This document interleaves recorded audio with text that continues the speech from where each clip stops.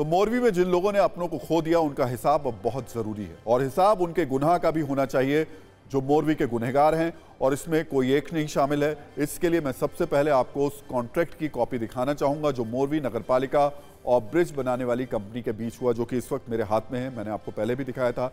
हमने इस कॉन्ट्रैक्ट को पढ़ा, जिसके बाद ये बिल्कुल साफ हो जाता है कि मोरवी में बहुत बड़ी लापरवाही हुई है। ये कॉन्ट्रैक्ट अपने आप में बता रहा है कि किस तरीके से लापरवाही की गई।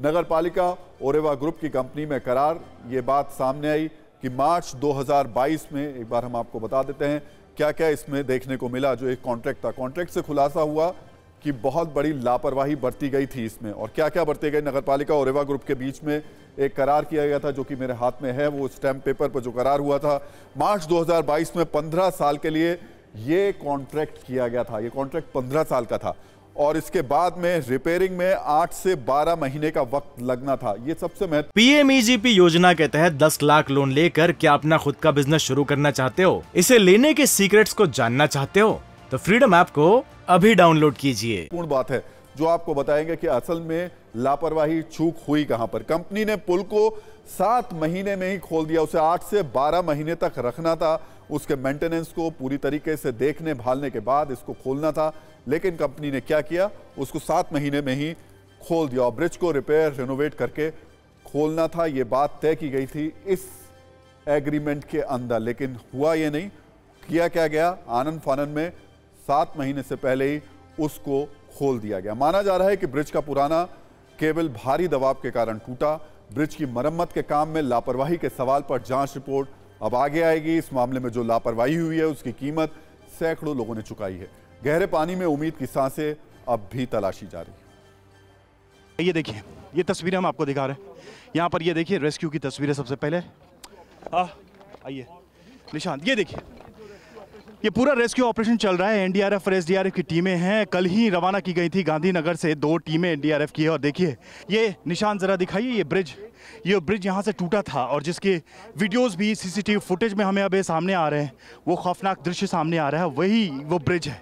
और ये आप देखिए, जो बोट्स में आप देख रहे हैं, लोगों को तलाशा जा रहा है, डेड बॉडीज तलाशी जा रही हैं। एक तरफ आप देख सकते हैं जो नदी के दूसरी तरफ का जो हिस्सा है जहाँ से वो पुल कनेक्टेड है, वहाँ पर आप देखिए, वहाँ पे जलकुंभी है चारों तरफ। तो एक वो भी एक डिफिकल्टी ज़रूर है, क्योंकि उसके अंदर अगर लोग गए होंगे तो उनको ढूंढना मुश्किल होगा।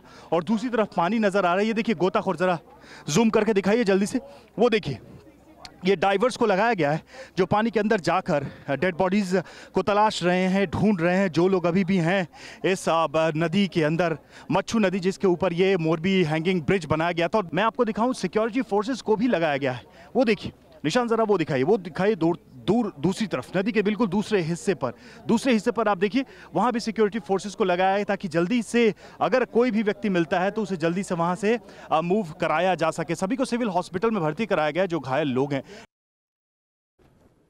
तो मोरवी में जो कुछ हुआ वो सड़ चुके सिस्टम का एक सबूत है। वो सबूत है इस बात का कि कुछ लोगों ने कैसे चंद रुपए के लालच में कई जिंदगियों को मौत के ब्रिज पर चढ़ा दिया है। ऐसे कई सवाल हैं जिनके जवाब अब पूरा देश पूछ रहा है। देश पूछ रहा है कि मोरवी के केबल ब्रिज को जल्दबाजी में क्यों चालू किया गया।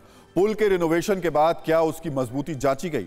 आखिर घड़ी और बल्ब बनाने वाली कंपनी ओरेवा ग्रुप की कंपनी को पुल बनाने का कॉन्ट्रैक्ट कैसे दे दिया गया? पुल पर क्षमता को लेकर चेतावनी बोर्ड क्यों नहीं लगाए गए? जब 100 लोगों की क्षमता थी तो 400 से 500 टिकट कैसे बेच दिए गए? क्या टिकट बेचने के बाद कोई गार्ड ब्रिज के पास चेक करने के लिए था? अगर यह ब्रिज एक पिकनिक स्पॉट था तो रेस्क्यू मेडिकल टीम कितने अलर्ट पर थी? और सवाल यह भी बनता है कि पुल खोलने के लिए कंपनी ने बाकायदा एक प्रेस कॉन्फ्रेंस की थी, तो उस दौरान नगरपालिका क्यों सोती रही, जो अब उस हादसे से पल्ला झाड़ने की कोशिश कर रही है। इस दर्दनाक हादसे पर राजनीतिक पार्टियां गुजरात सरकार को घेर रही हैं। से और ज्यादा विभत्स घटना हो नहीं सकती थी। गवर्नमेंट के द्वारा ये हुआ है, और मैं तो कहता हूँ मुख्यमंत्री जी को और मंत्री जी को सबको इस्तीफा दे देना चाहिए। गिरफ्तारी क्यों नहीं हो रही है? कोई एब्सकॉन्ड कर रहा है क्या? कलेक्टर यहीं है, एसपी यहीं है, कॉन्ट्रैक्टर यहीं है, तो गिरफ्तार क्यों नहीं कराया जा रहा है?